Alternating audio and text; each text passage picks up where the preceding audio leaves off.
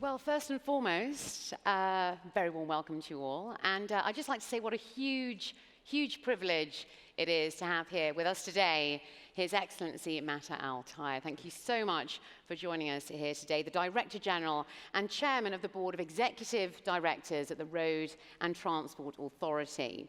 And this gentleman has overseen projects worth around 110 billion dirhams undertaken by the RTA, and has also seen over 270 awards for the authority. It really is a privilege to have you here to discuss future smart mobility. Thank you. Thank you.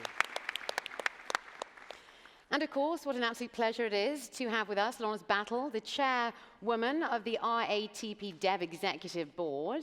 Now, you guys oversee, you develop, operate, and maintain new transportation systems in Europe and in France and around the world. And some 1.5 billion passengers also use your transit systems every year. It's going to be very interesting speaking to you as well on this very interesting, insightful panel. And of course, our final speaker today is the Chief Strategy Officer at the world's first driverless racing platform, RoboRace. And we heard from you as well at the Driverless conference a couple of months ago, also held by the RTA. It was very interesting indeed. So a very warm welcome to you all here today. Well, first and foremost, if I may, I'd like to start off with Your Excellency.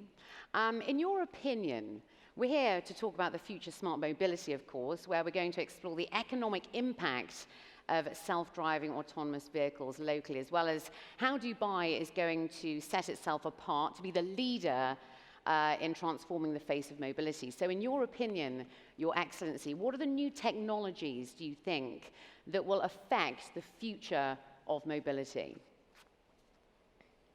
Thank you.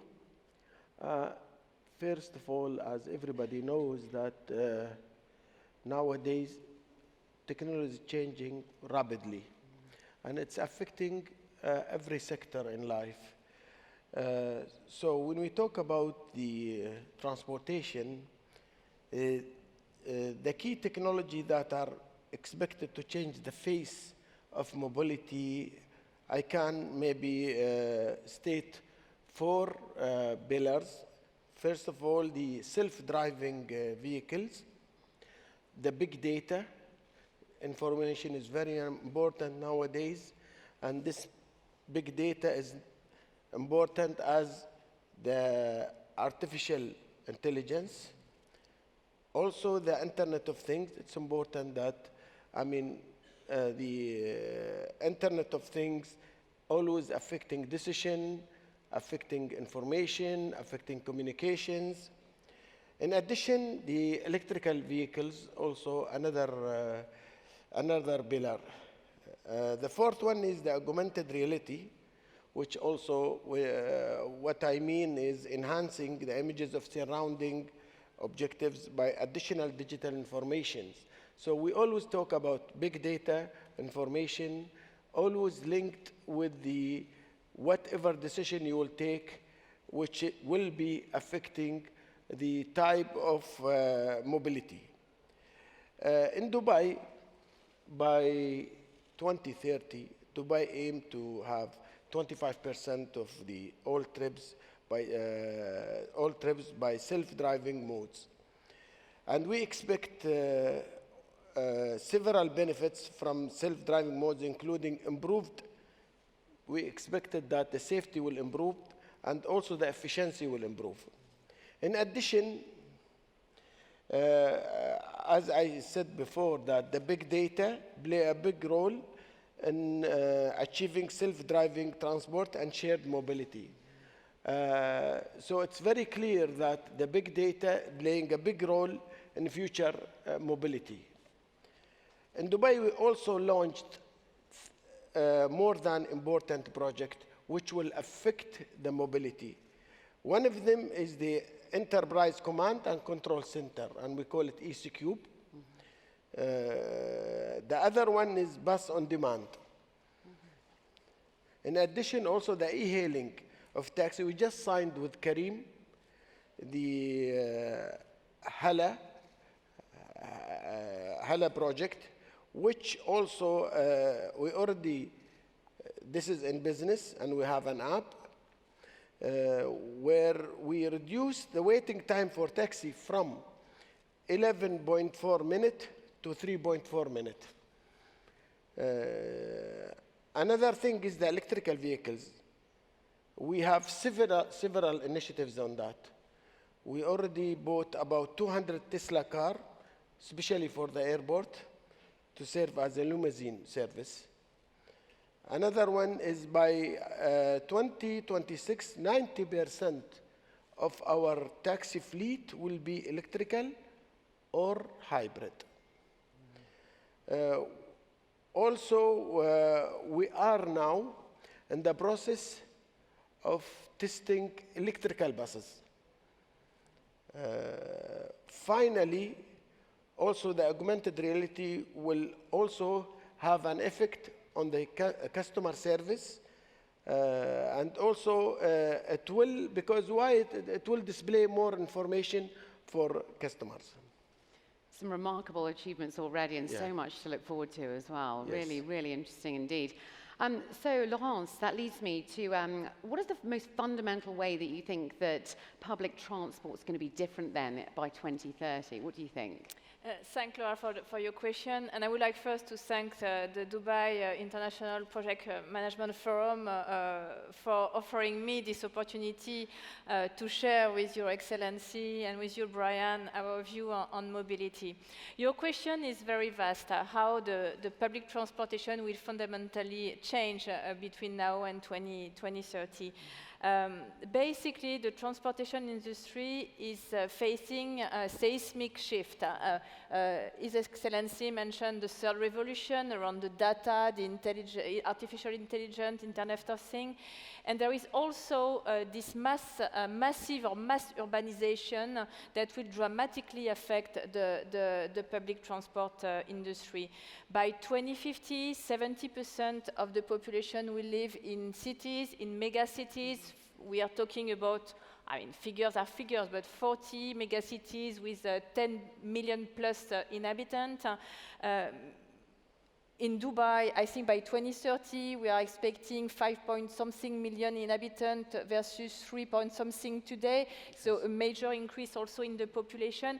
And of course, this will lead to some increasing journey numbers that are expected to triple by this time. And this will lead to changes in terms of congestion, in terms of traffic that are absolutely huge.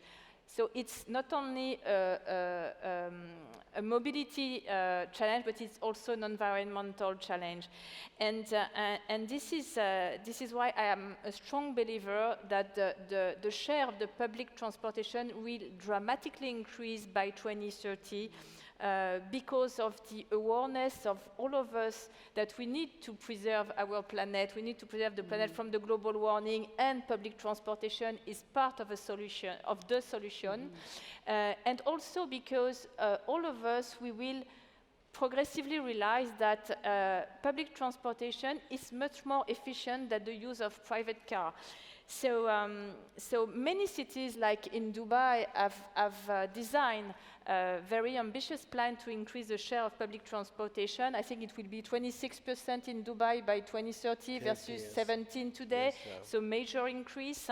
We have that in many different cities, and passengers are expected and will increasingly expect solutions that are door-to-door solution, end-to-end solution, seamless, frictionless solution, consuming transport as a service and not anymore as a use of a metro or something else.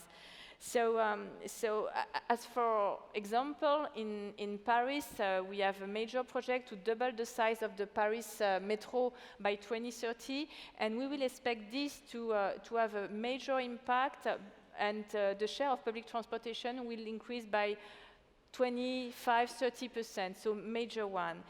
And when you add to that the fact that a journey by a metro emits 50 less CO2 compared to the same journey by car, we may understand why the public transport has the future in front of it. And I would like to add one thing on this is the time. I mean, the time is the most valuable asset we all got in our life. All of us has a definite time. We don't know how much it is, but it is a definite time. And I will tell you a story about time.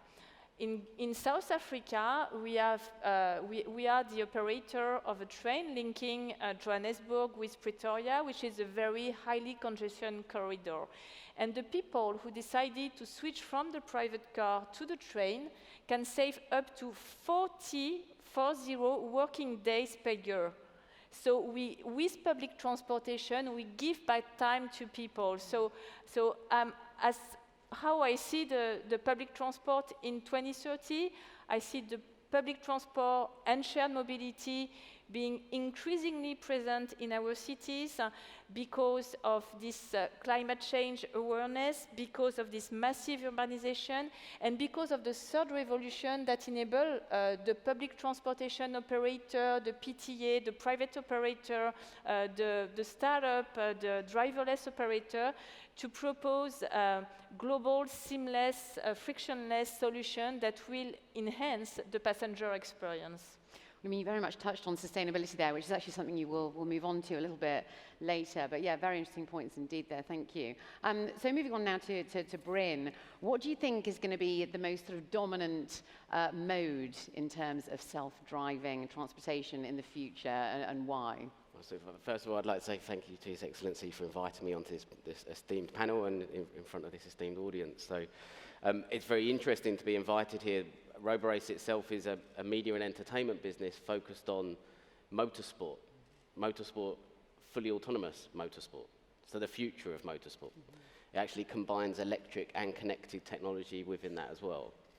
So I think actually what we believe, what I believe personally, is that the mode of transport that will be accepted is the one that builds the most public trust. And I think we have a big jump to make at the moment in building that public trust in this new technology. We've seen some fatalities, particularly in the United States, that have just been talked about recently. At the moment, the industry isn't in a place where we've convinced the public that these vehicles are safe. And that's really essential. You know, if we're going to put our children into these vehicles, we need to know that every journey that they take, they are absolutely safe. And so there's a lot of discussion, there's a lot of confusion around the different modes of transport. I think obviously public transportation will play an incredibly important role in the future. But when you start to look at the sort of definition of levels of autonomy, it becomes very confusing for the public. It's not something that is natural. I normally like to say actually the big shift that we're seeing, the two technology trends are AI and robotics. They're the big mega trends that kind of sit around this industry. And in a way, transportation becomes part of those bigger mega trends. So when you look at AI, you're starting to think about the software that's inside the car. And when you think about the car, we should really be thinking about robotics platforms. These are things that have all of the sensors, the IoT technology on board. They have then all of the actuators to be controlled in very unique ways that we've never had before. And that's why this is so transformational. Everything is now converging. All these changes are occurring at once. So one of the things that we've also been doing is working with the UN on setting global frameworks for this technology. So if we really want to have an impact on the number of lives lost around the world, and that's about 1.3 million per year at the moment, we really need a global framework in which we can deploy this technology. And again, those global frameworks aren't currently there yet. You know, Dubai are doing an amazing job leading in that direction, using competition like we saw this year to stimulate the innovation, to do objective comparison between where the industry actually is, to communicate that to the public so the public are aware of the realities of the technology. And I'm very much looking forward to the next challenge in 2021, which looks at the transportation of goods in the last mile. And I think, at the moment, I think probably we'll come to goods first before we come to people. So it's going to be a fascinating challenge.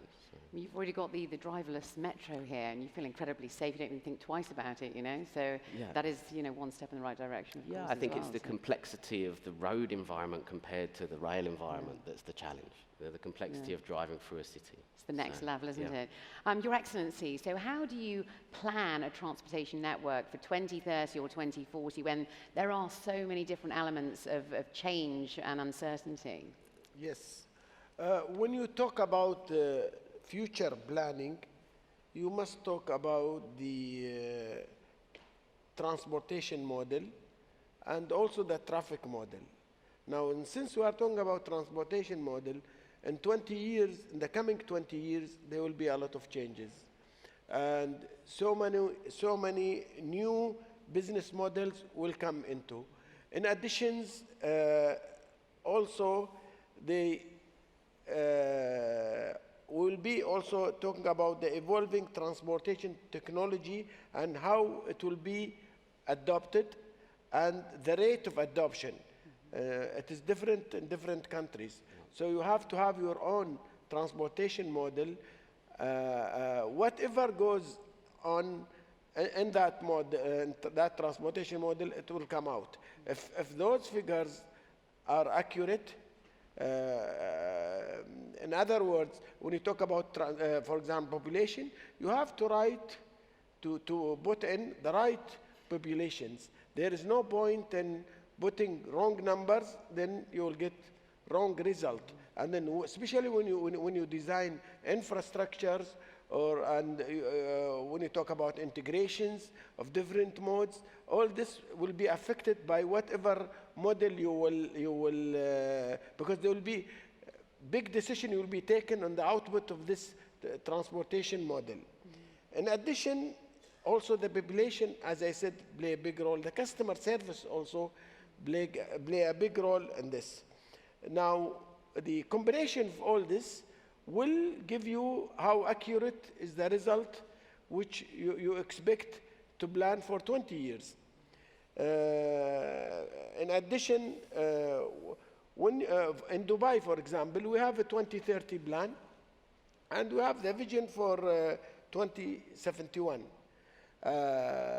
And all this because, you know, when you spend too much money in infrastructures, if the planning is wrong, it will be very difficult for you to change.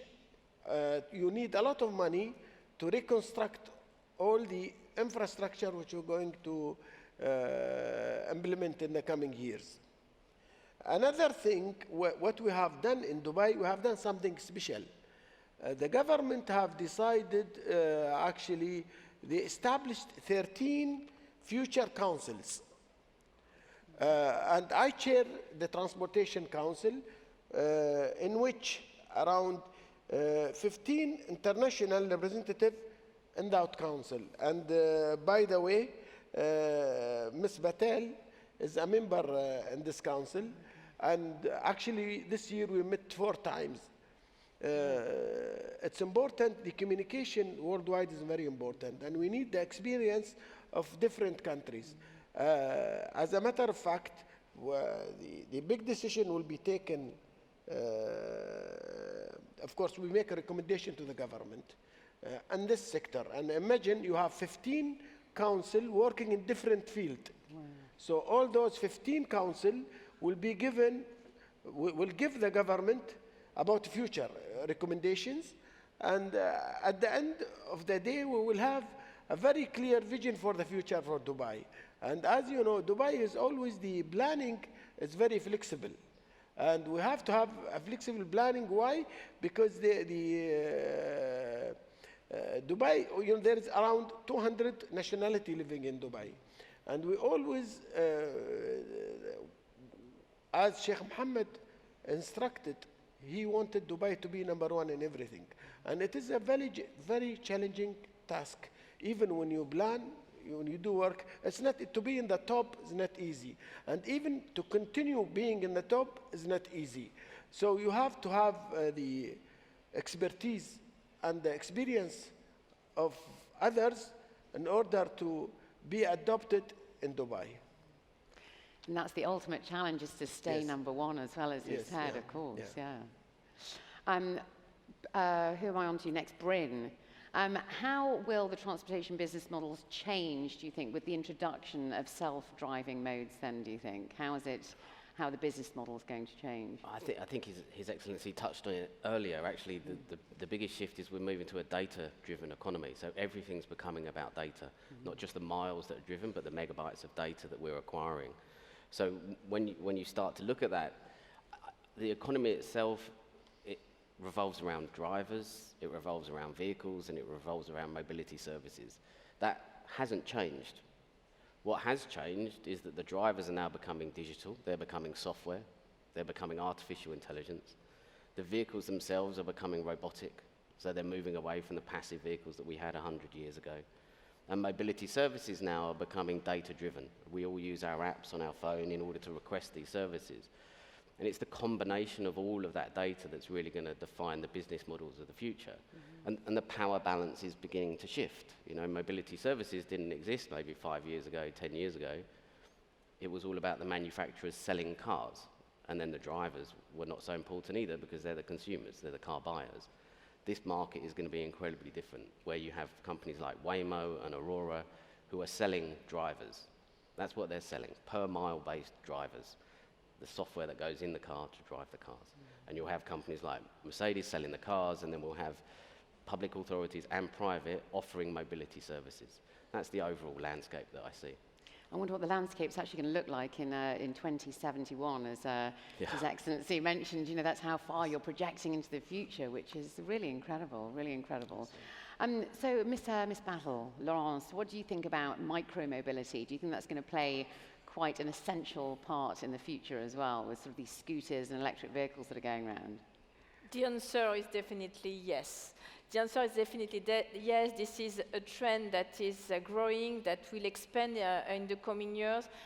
We can see many cities whereby you can see scooter, e-scooter, e-moped, cycle everywhere. So the trend is there and is there forever. At RATPDF, we are a little bit at the front also for this new micro-mobility. We are currently running an experience in London with Transport for London as a micro-transit demand-responsive transport. We are partnering with some new companies to propose to our clients new mobilities such as carpooling with Klaxit or e-moped with CityScoot. And what we can see is that the safety is of paramount importance for this micro-mobility. And this is really a challenge for all of us, and especially for the cities, because the existing infrastructure have not been built to combine all these new mobility services. So regulation needs absolutely to catch up very fast behind this development of this micro-mobility, because having these free-floating personal mobility devices developing without any clear regulation can lead to a very chaotic city. So regulation, basically, for these personal mobility devices, it's quite easy to implement. It's about the speed limit, it's about the braking system, it's about where to ride. Is it on the road? Is it on the cycle lane? Is it on the sidewalk? It's about how to ride. Do we endorse a very strict rule, one person by a personal mobility device, or can we authorize the romantic style, having two people running the e-scoot along the nice city of Paris, or even the family style with 3 people on it? Do we need to wear a helmet? Do we need to have a license? And what we have seen, for instance, in Paris or Singapore, whereby this development has been terrific over the last years, the regulation was not there. A couple of months ago, Paris enacted a very strict regulation around these personal mobility devices. Now it's authorized only on the road. You can only be one person on each personal mobility device. The speed is limited. In Singapore, it has been banned from the road, so it's only authorized in cycle lanes, so different way of approaching the regulation in Paris or in Singapore. But it's absolutely critical to have this kind of regulation to enable a safe development of this microtransit.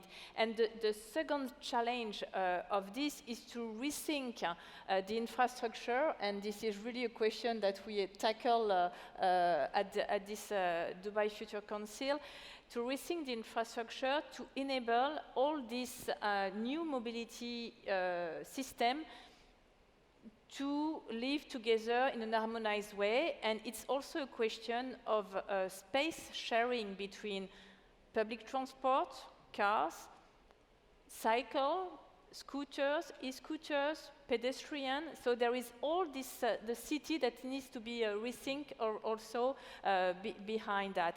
And last but not least, the free-floating companies that are very pushy in this matter should really collaborate with the city, with the public transport authority to avoid any erratic development that will lead to fatalities at the end. So it certainly has to be heavily regulated then. Heavily regulated, but the trend is there and it will not stop.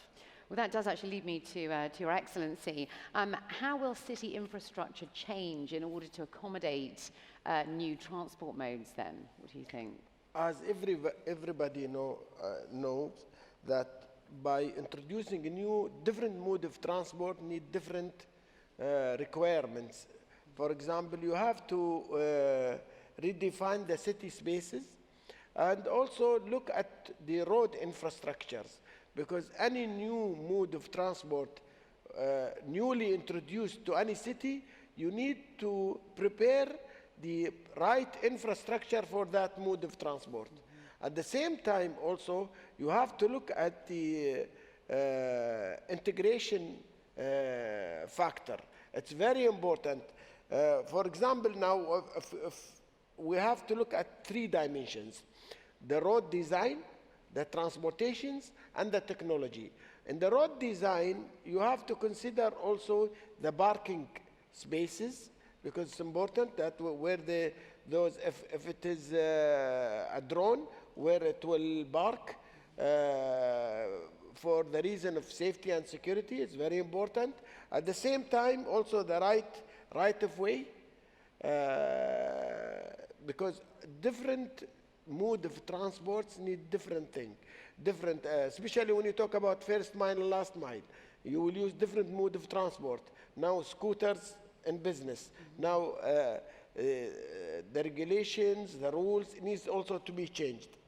In addition, for example, when we talk about transportations, nowadays we are looking at 3D printing for bus shelter, for example. And this is what we are doing as a test. In addition, for the aerial taxi and shared mobility, there are different requirements you have to consider in your infrastructures. The stations need to be adjusted in order to accommodate this new mode of transport.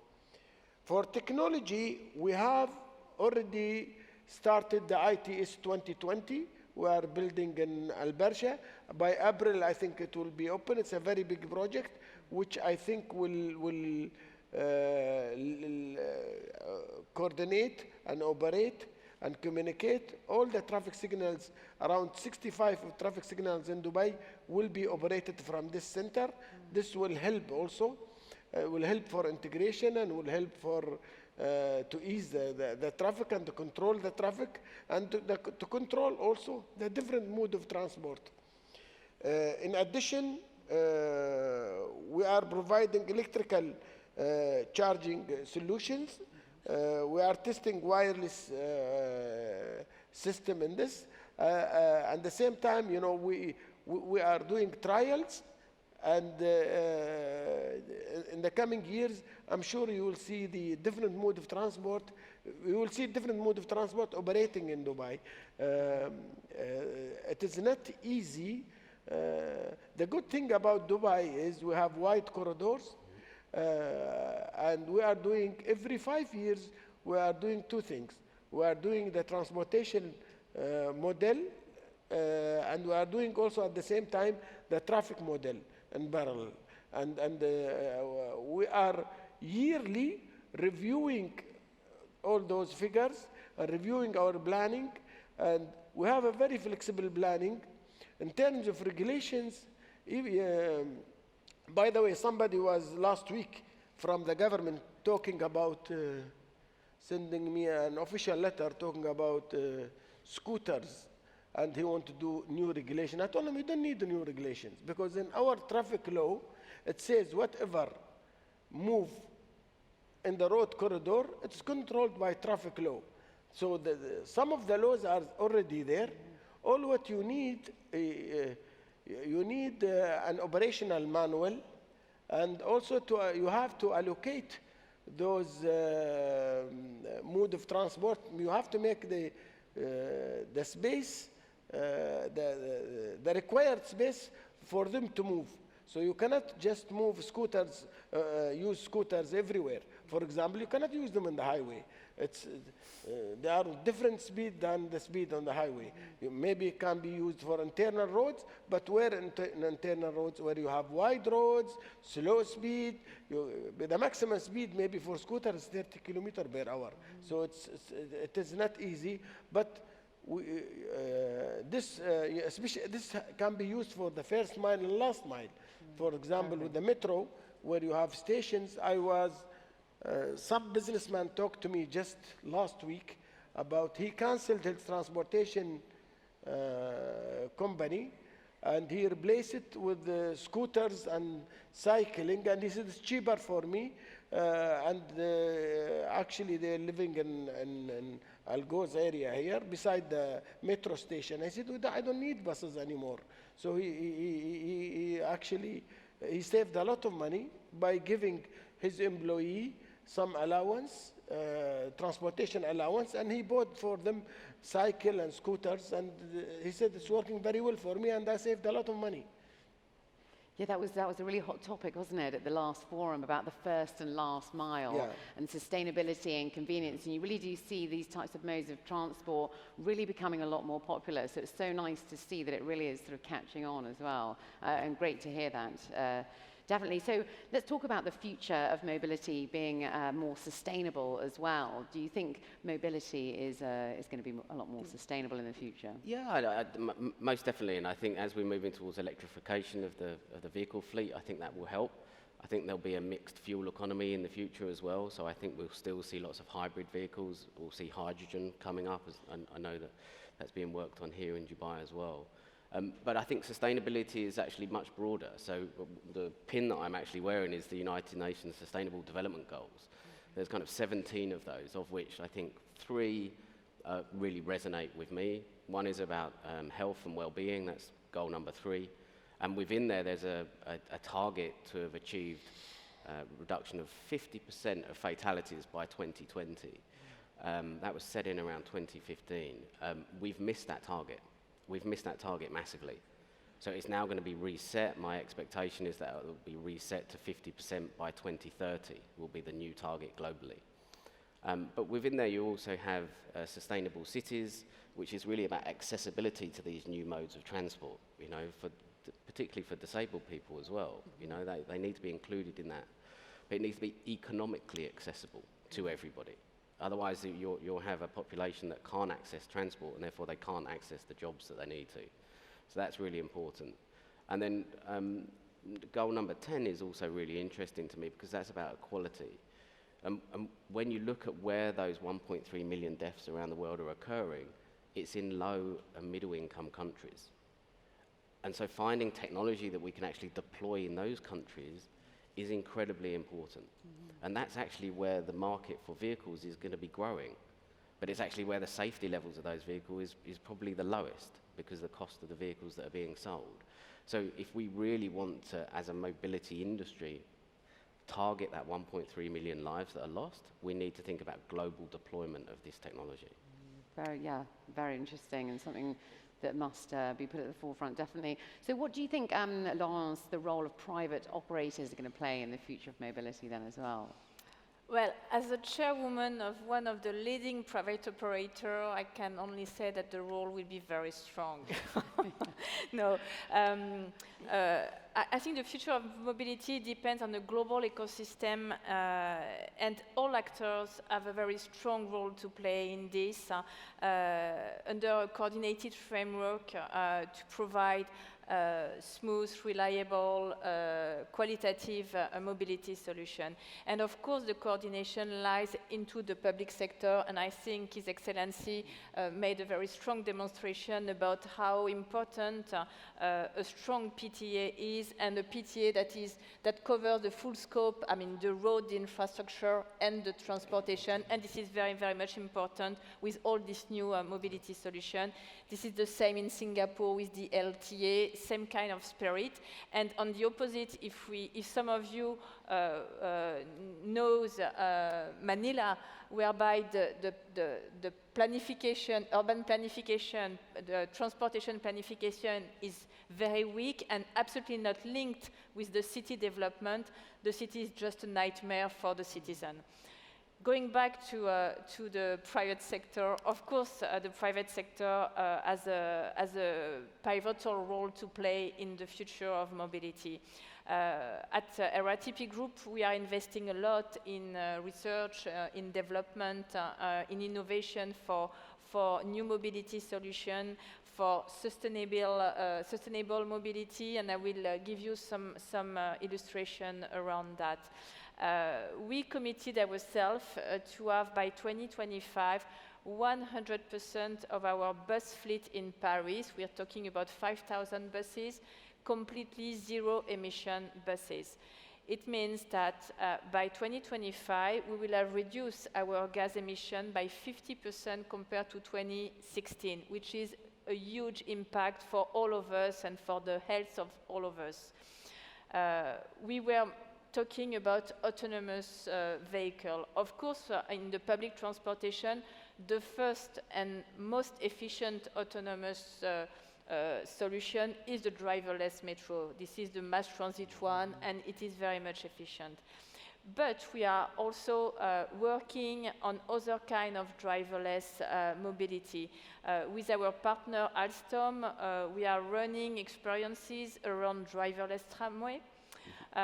We are also very much convinced about the bus rapid transit, the driverless bus rapid transit. So we all know the autonomous shuttles such as EasyMiles, which is also a partner in so many places in the world, which are small shuttles for the first and last mile or dedicated to a specific space. So a very interesting solution for a very specific usage case. BRT, it's really the bus rapid transit, mass transit on dedicated lane, and we are very much convinced about the future of driverless BRT. So we are currently running a proof of concept in Paris on an existing BRT line to ensure that our thinking is right and make it with the rolling stock provider a reality for the coming years. So the private sector, of course, and the large player in the private sector do have a major role to play in the future of mobility. The smaller player also, the startup, which are a little bit the disruptor, have also a very interesting role to play to check the box and make the transportation experience more innovative and more customer-centric, maybe than the historical player. And all of these being very much strongly coordinated by the public sector and by the public transport authorities. Well, our final question for the panel, before I'd like each of you to wrap up, is Your Excellency, we do know, of course, that you're going to be launching air taxis very soon. Could you tell us maybe when that might be? And also what steps are also needed to introduce such services? And are they going to be just for high net worth individuals, or do you see this for a more general passenger group then? This is a new mode of transport. Of course, as everybody know, I mean, we as an RTA responsible for land transport. For the air, we are allowed up to 1,000 feet. We are allowed to, if we have any aerial drone, should not exceed in height more than 1,000 feet. So I expect this service to be for the public between 3 to 5 years. I'll say 3 to 5 years. And we need three things to make sure that this mode of transport be in service. The first thing is the regulation and policies. We have to have the right policies and the right regulation. The second thing, that the readiness of technology, we must make sure that it is very safe and it's according to the international standard in safety. And the third thing, last but not least, also we have to have the necessary infrastructures for this type of mode of transport. Because as you know, that safety and security are important. And it is not easy. I know it's a big challenge for us. But we already started the discussion with the civil aviation. There's a technical team now. We have been now discussing with them more than a year. And I think something will come out soon. Also, we are negotiating with the new partners. We have two partners. A team from RTA will be flying to the state soon to discuss with one of our partners, because it is not easy. It is not. We are going to do a trial at the beginning for sure, but for this business to succeed, we have to have the three elements which I already talked about. And for this, we have technical teams who already started working for more than 1 year. And I hope that in the coming year, we'll choose the partner. If we succeeded in that, I think in 3 years, we can have this service. In addition, regarding the cost and who should be using this, it has to be affordable, of course. It's not, I know it will not be cheap service. Maybe we'll start with business people, we'll start with somebody. I mean, it will not be very cheap, I'm sure. It will be more expensive than the metro, 100% sure. Because it cannot be the same tariff as the metro. But it has to be also reasonable. For this service to succeed, we have to have a reasonable tariff in order for the public to use it also. But inshallah, I think within the coming 3 years, from 3 to 5, I think we'll have this service in Dubai. 3 to 5 years, Yes, yeah. Incredible. I mean, what an exciting and amazing time to be here in Dubai. In just 3 to 5 years, that's what we're going to be seeing very, very soon. Very exciting indeed. Thank you for letting us know that. For each panelist, just before we wrap up, a word of advice. What's the most important area to focus on in order to be ready for the future of mobility? Who would like to take this first? Your Excellency? No, you start. Okay, I start. You start. Then Well, in a nutshell, I would say, the most important thing is cooperation, collaboration, coordination, governance. And everywhere where RATPDEV is, we are strong believer of this collaborative partnership with the public transit authority, with our partner, with the startup, with the communities to shape the future of mobility.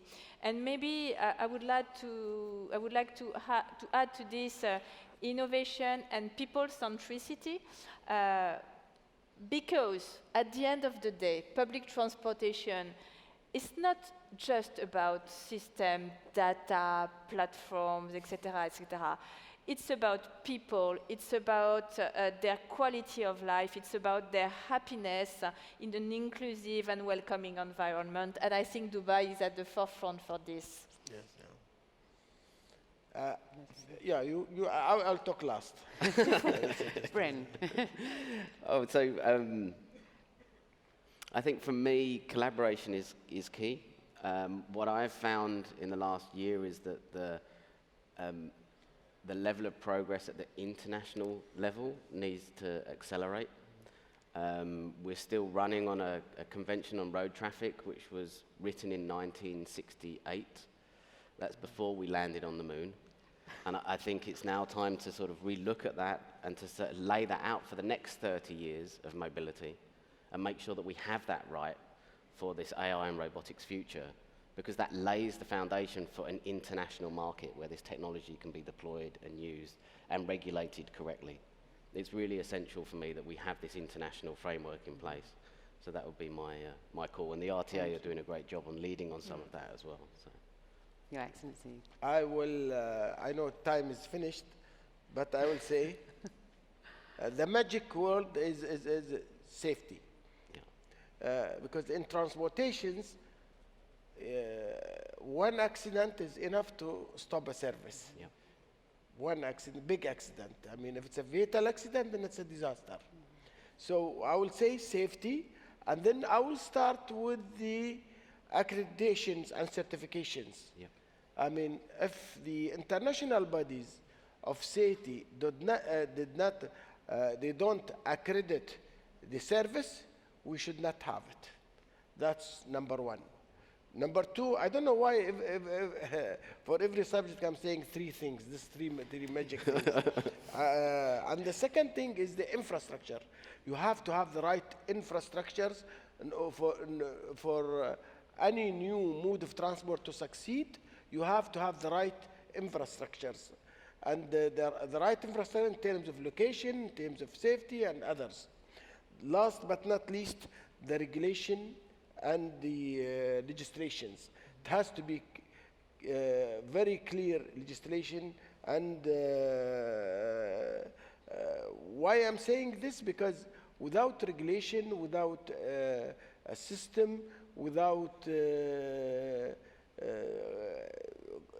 legal conditions that will stop people from abusing the mode of transport, it will be a disaster. So I'm saying third will be legislation and regulations.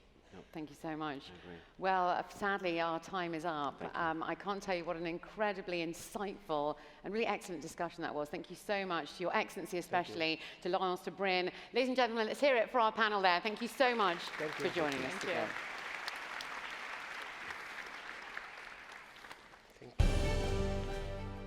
Thank you very much. Thank you. Thank you very much. Thank you, that was great. Thank you. Great, nice to see you. Thanks.